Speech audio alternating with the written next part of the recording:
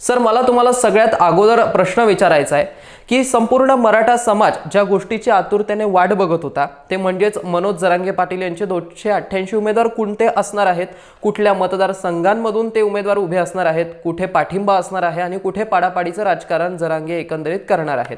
परंतु या सगळ्या विषयांवरती पूर्णविराम एकाच गोष्टीने पडलाय की मनोज जरांगे पाटील हे विधानसभेच्या रिंगणात उतरणारच नाहीयेत। नक्की मनोज जरांगे पाटील यांनी हा जो निर्णय जाहीर केलाय की ते विधानसभेच्या रिंगणामध्ये उतरणारच नाहीयेत, तर यामागचं नक्की कारण तुम्हाला काय वाटतं आणि एकंदरीत तुम्ही या विषयाला कशा पद्धतीने बघताय? जय शिवराय। साधारण 2-3 महिन्यापूर्वी मी जरांगे पाटलांच्या आंदोलनासमोर नेमके काय पर्याय आहेत याच्याबद्दल एक पोस्ट केली होती आणि तेव्हा मी स्पष्टपणे सांगितलं होतं की जरांगे पाटलांच्या आंदोलनासमोर साधारण 4च पर्याय आहेत। एक म्हणजे त्यांनी महाविकास आघाडीला पूर्णपणे पाठिंबा द्यावा आणि पूर्णपणे त्यांच्या मागे उभे राहावं आणि त्यांचं सरकार आल्यानंतर त्यांच्याकडून आपल्या प्रश्नाची सोडवणूक करून घ्यावी। हे जर तुम्हाला करायचं नसेल तर मग महायुतीच्या पाठीमागे सर्व उभं राहावं समाजाने आणि त्यांच्याशी जर जुळत असेल तर त्यांच्याकडून आपला प्रश्न सोडवून घ्यावा। पण हे शक्य नसेल किंवा हे करू नये असं समाजाला वाटत असेल, जरांगे पाटलांना जर वाटत असेल की हे दोन्ही आघाड्या आणि युती आपल्या कामाची नाही, तर त्यांनी स्वतःचा पक्ष काढावा आणि पूर्ण ताकदीनिशी महाराष्ट्रात एक निर्णायक बहुमतापर्यंत उमेदवार निवडून आणावेत आणि त्याच्या माध्यमातून सरकार स्थापन करून मराठा समाजाचेच नव्हे तर सर्व वंचित घटकाचे प्रश्न सोडवावेत। आणि राजकारणाच्या मध्ये हे 3च मार्ग त्यांच्याकडे होते, परंतु त्यांनी या 3 मार्गाचा अवलंब न करता त्यांनी सामाजिक आंदोलन ठेवण्याच्या ऐवजी जो 4था मार्ग होता की त्यांनी कशातच पडू नये, सामाजिकच राहावं, याच्याऐवजी त्यांनी अर्धा काम करायचा प्रयत्न केला। म्हणजे त्यांनी सामाजिक आंदोलनही ठेवायचा प्रयत्न केला आणि निवडणुकीत उतरायचा पण प्रयत्न केला। निवडणुकीत आम्ही कोणाच्या विरुद्ध आहे याच्याबद्दल फार स्पष्टता ठेवली नाही, परंतु देवेंद्र फडणवीस आणि भारतीय जनता पक्ष यांना आम्ही संपवण्यासाठी हे सगळं आंदोलन करतोय, निवडणुकीत उतरतोय, अशा पद्धतीचा एक संदेश वारंवार दिला। आता याच्यामध्ये आपण त्यांची शब्दरचना सोडून देऊ, ते भाजपबद्दल किंवा फडणवीसांबद्दल काय बोलले हे शब्दशः विचारात घ्यायची गरज नाही आहे, पण त्यांचं एकंदरीत कल समाजासमोर वारंवार आलेला आहे। म्हणजे जरांगे पाटील निवडणुकीच्या संदर्भात काय विचार करतात ही गोष्ट लपून राहिलेली नाही। त्यांनी स्पष्टपणे समाजाला गेल्या 2-3 महिन्यापासून सातत्याने एक संदेश दिलेला आहे की आपल्याला देवेंद्र फडणवीस यांचा राजकीय एन्काउंटर करायचा आहे, म्हणजे त्यांना राजकारणातून संपवायचं आहे आणि भारतीय जनता पार्टीला सुपडा साफ करायचा आहे। हा संदेश त्यांनी दिलेला होता, त्यात काही शंकाच नाही आहे। परंतु लोकसभेला हा संदेश न देताही त्यांना ते साध्य झालं होतं। भारतीय जनता पार्टीला लोकांनी मत देऊ नये अशी त्यांची जी अपेक्षा होती ती जनतेने, मराठा समाजाने पूर्ण केली होती। निवडणुकीमध्ये ते तसे पडलेही नव्हते आणि त्यांनी तसा स्पष्ट संदेशही दिला नव्हता, परंतु येत्या विधानसभेसाठी त्यांनी असा संदेश ऑलरेडी आधीच देऊन ठेवलेला आहे। परंतु दरम्यानच्या काळामध्ये जेव्हा आचारसंहिता लागली आणि 20 तारखेपासून अर्ज भरायला सुरुवात झाली, तर जरांगे पाटलांनी त्याच्या आधीच डिक्लेअर केलं होतं की आम्ही उमेदवार उभे करणार, जिथे जिथे मराठा समाजाच्या शक्तीनिशी आम्ही जिंकू शकतो त्या ठिकाणी आम्ही उमेदवार देणार आणि आमचे उमेदवार निवडून आणणार। जिथे तिथे आम्हाला जिंकून येणे शक्य नाही तिथे आम्ही कोणाला तरी पाठिंबा देऊ आणि कोणाला तरी पाडू, म्हणजे भारतीय जनता पार्टीच्या उमेदवारांना पाडू, असा एक त्यांनी संदेश दिलेलाच आहे। परंतु उमेदवार उभे करू हे मात्र त्यांनी ठरवलेलं होतं। मग किती उमेदवार उभे करणार, तर साधारण 100-125 उमेदवारापर्यंत ते उभे करतील असा एकूण अंदाज दिसत होता। म्हणून मग त्यांनी सगळ्या समाजातल्या इच्छुक उमेदवारांना अर्ज करायला सुद्धा सांगितलं होतं। म्हणजे आचारसंहिता लागल्यानंतर महाराष्ट्रातल्या विविध मतदारसंघामधून अर्ज करायला त्यांनी सांगितलं आणि पहिल्या टप्प्यात 800 अर्ज आले होते, नंतर 3-4 हजारापर्यंत त्यांच्याकडे अर्ज आले होते। एवढंच नाही तर त्यांनी अर्ज भरल्यानंतर म्हणजे 21 तारखेनंतर इच्छुक उमेदवारांबरोबर वेगवेगळ्या मतदारसंघावार बैठकासुद्धा केल्या. म्हणजे इथे किती उमेदवार आहेत, त्यांची काय प्रोफाईल आहे, ते कशासाठी निवडणूक लढू इच्छितात, आपल्याला असं सगळं निवडणुकीची जी तयारी ज्याला म्हणता येईल ती तयारी तर त्यांनी ऑलरेडी सुरूच केली होती. आणि त्यापर्यंत म्हणजे त्या तयारीपर्यंत इच्छुक उमेदवाराला बोलवून त्यांच्या बैठका घेऊन आपल्याला फॉर्म भरायचे आहेत आणि सगळ्यांनी फॉर्म भरा हे सांगेपर्यंत जरांगे पाटलांच्या पिक्चरमध्ये मुस्लिम मौलवी आणि बौद्ध धर्माचे जे धर्मगुरू आहे यांचं कुठे स्थान आलेलं नव्हतं तोपर्यंत. म्हणजे जरांगे पाटलांकडे जे अर्ज आलेले होते ते मराठा समाजाच्या जीवावरच आलेले होते आणि जरांगे पाटलाच्या आंदोलनावरच आलेले होते. हे सगळे पश्चात आलेले आहेत. म्हणजे मौलाना नोमानीची भेट काय झाली, नंतर ते त्यांना तिथे भेटले, तिथे त्यांची चर्चा झाली. आनंदराज आंबेडकर असतील, राजरत्न आंबेडकर आधीपासून भेटत होते. पण ज्याला बौद्ध धर्मीय म्हणून काही लोक तिथे आले, काही भंतेजी आले, तसे नोमानी साहेब आणि मुस्लिम धर्मगुरू पण त्या ठिकाणी आले. तर हे नंतर आलेले लोक आहेत पिक्चरमध्ये.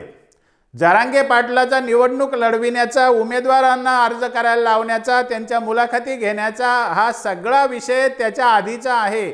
म्हणजे मराठा समाजाच्या आंदोलनाच्या जीवावरच जरांगे पाटील काही उमेदवार देऊ इच्छित होते, हे आपण लक्षात घेतलं पाहिजे. हे करत असताना जरांगे पाटलांना सर्व स्तरातून पाठिंबा आहे ह्याची चाचपणी त्यांनी केली होती आणि ती वस्तुस्थिती होती. त्यांना सामान्य समाजातून पाठिंबा मिळालेला आहे, जातीपातीच्या पलीकडे पाठिंबा मिळालेला आहे याची जाणीव त्यांना पण होती आणि उमेदवारांना पण होती. आजही ती वस्तुस्थिती आहेच. त्यामुळे काल जेव्हा जरांगे पाटलांनी 14 ठिकाणी उमेदवार आम्ही उभे करणार आणि 7-8 ठिकाणचे जे उमेदवार आहेत 11 ठिकाणी मला वाटतं की तिथले उमेदवार आम्ही पाडणार. म्हणजे काय तर एकाला पाडून आम्ही दुसऱ्याला पाठिंबा देणार आहोत. त्यात आमचं गंगापूर खुलताबाद मतदारसंघ आहे किंवा बोर्डीकरांचा मतदारसंघ आहे, लोणीकरांचा मतदारसंघ आहे, असे भरपूर मतदारसंघ त्यांनी जाहीर केले होते. औसा होतं समजा. तर असे 14 मतदारसंघात पाडायची घोषणा केली आणि 14 मतदारसंघात उमेदवार द्यायची घोषणा केली आणि 11 मतदारसंघ त्यांनी स्पष्ट केले की आपल्याला हे पाडता येतील. तर चांगली गोष्ट झाली की जरांगे पाटलांनी जे ठरवलं होतं त्या दिशेने एक पाऊल टाकलेलं होतं. आणि कालपर्यंत मीडियाच्या दृष्टीने सुद्धा जरांगे एक हिरो होते आणि त्यांचं राजकीय पटलावरचं स्थान आढळपणे राहील असं सगळं बोललं जात होतं. आता मी जे आधी अपेक्षा व्यक्त करत होतो त्याच्या दृष्टीने त्यांनी केलेलं नव्हतं, ही वस्तुस्थिती आहे. मला वाटत होतं त्यांनी पूर्णांशाने निवडणुकीत उतरावं आणि पूर्णांशाने सगळे उमेदवार एक निर्णायक आकडा निवडून आणावा आणि स्वतः मुख्यमंत्री व्हावं किंवा सरकार त्यांच्या नेतृत्वात बनावं आणि समाजाचे प्रश्न सुटावे. याला म्हणायचं की पूर्ण निवडणुकीत उतरा. ते केलं नाही त्यांनी. ठीक आहे, त्यांना जेवढं करावं असं वाटत होतं त्या दिशेने त्यांनी पाऊल टाकलं आणि काल त्यांनी उमेदवारीची घोषणा म्हणजे मतदारसंघ सांगितले आणि कुठे पाडायचं हे सांगितलं. एक समाजामध्ये उत्साह होता. इवन विरोधी पक्ष जे आहेत बाकीचे त्यांच्यामध्ये पण एक धाकधूक होती. मीडियामध्ये पण एक चर्चेचा चेहरा म्हणून जरांगे पाटील राजकीयदृष्ट्या प्रस्थापित झालेले होते. आणि आज आणखी मतदारसंघ सांगतील आणि एक अंतिम निर्णय घेतील अशी आज अपेक्षा होती की बुवा किमान 50-100 मतदारसंघात ते आपलं डायरेक्ट सांगतील की हे पाडायचेच आहेत आणि हे निवडून आणायचेच आहेत, अशी अपेक्षा आज सगळा समाज त्यांच्याकडून करत होता. अशा बातम्या येतील अशी एक अपेक्षा होती. अशातच अचानक सकाळी जेव्हा त्यांची प्रेस सुरू झाली तेव्हा जरांगे पाटलांनी एक वाक्य सांगितलं की मी वाट बघत होतो. आमचे जे आघाडीतले सहकारी आहे कोण म्हणजे मौलाना नोमानी साहेब मुस्लिम समाज म्हणून आणि आनंदराज आंबेडकर आणि राजरत्न आंबेडकर आणि भंतेजी बौद्ध समाज म्हणून त्यांच्याकडून काही उमेदवाराची यादी यायची असं ते म्हणत होते. आणि ती यादी न आल्यामुळे मग आमचेच उमेदवार जर उभे केले तर ते कदाचित पडण्याची शक्यता आहे अशी भीती त्यांनी व्यक्त केली. आणि त्यांनी म्हणून मी निवडणुकीतूनच माघार घेतो अशा पद्धतीची घोषणा केली. आता मुळामध्ये त्यांना प्रतिसाद मिळाला नाही नोमानी साहेबांकडून किंवा आनंदराज आंबेडकर किंवा बौद्ध धर्मीयांकडून. तर मग त्यांनी फोन केला का त्यांना, का बाबा तुम्ही यादी देत नाही? एवढा मोठा निर्णय करायला निघालेले, महाराष्ट्राची निवडणूक फिरवायला तुम्ही निघालेले, एवढं मोठं 3 मोठ्या जाती समाज एकत्र येतोय आणि महाराष्ट्रात एक नवा अध्याय घडवतोय. त्यांनी यादी द्यायची होती, सकाळपर्यंत यादी आली नाही. त्यांना काही फोन केला गेला का? त्यांच्याकडून काय प्रतिसाद आला? याच्याबद्दलची कोणतीही माहिती त्यांनी दिलेली नाही. मुळामध्ये त्यांच्याशी तुमचं जे नेमकं बोलणं झालं होतं ते कालच्या आधी कुठपर्यंत पोचलेलं होतं? म्हणजे काल जेव्हा तुम्ही मतदारसंघ घोषित करीत होते त्याच्या आधी काही तास त्यांच्याशी बोलणं झालं होतं का? का अचानक त्यांच्यावर पूर्ण भरोसा ठेवला आणि त्यांनी काहीच सांगितलं नाही, असं काही झालंय? याचं काहीही आपल्याला उत्तर मिळालेलं नाही. जरांगे पाटील काय म्हणाले, मी निवडणुकीतून माघार का घेतो? तर एका मराठा समाजाच्या जातीच्या जीवावर आम्ही निवडणूक लढवू शकत नाही. पण हे लोक तर अलीकडे पिक्चरमध्ये आलेले आहेत ना. तुम्ही ज्या ज्या वेळेला बोललात मागच्या 2-3 महिन्यात की आम्ही निवडणूक लढवणार, याला पाडणार, त्याचं एन्काउंटर करणार, हे सगळं तर मराठा समाजाच्या जीवावरच चाललेलं होतं ना. तेव्हा कुठे हे पिक्चरमध्ये होते? मग आज ते नसताना तुम्हाला एकटं कसं काय वाटलं? म्हणजे मराठा समाजाची शक्ती कमी वाटली का तुम्हाला? मराठा समाज हा ताकदवान नाही आहे, 6 कोटी नाही आहे असं वाटलं का अचानक? नेमकं त्याच्या पलीकडे काय कारण आहे त्याचा आपल्याला शोध घेतला पाहिजे. तर मला असं दिसतंय की जरांगे पाटलांच्या या सगळ्या आकलनामध्ये कुठेतरी त्यांचा गृहपाठ किंवा त्यांचा होमवर्क कमी पडला किंवा अनुभव कमी पडला असं माझं मत आहे. लोकसभेला जेव्हा त्यांनी उमेदवार देण्याची घोषणा करायला सुरू केली, तुम्ही तो दिवस जर आठवला तर तुमच्या लक्षात येईल की त्याही वेळेला प्रत्येक मतदारसंघात 10-10, 15-15 उमेदवार इच्छुक म्हणून समोर आले होते. आणि त्यावेळेला जरांगे साहेबांना लवकर जाणवलं की आपल्याला इतके मतदारसंघातले जर उमेदवार इच्छुक असतील तर मग यांच्यातून एक निवडायचा कसा, हा प्रश्न त्यांच्यासमोर तेव्हाही आला होता. आणि हे खूप जास्ती वादावादे होतील, माघार कोणी घेणार नाही, मग ऐनवेळी प्रॉब्लेम नको म्हणून त्यांनी त्यावेळेला स्पष्ट केलं होतं की मी निवडणुकीत भाग घेणार नाही. आणि झाकली मूठ 1.25 लाखाची तेव्हा राहिली होती. मग आता तो अनुभव त्यांच्या गाठीशी होता.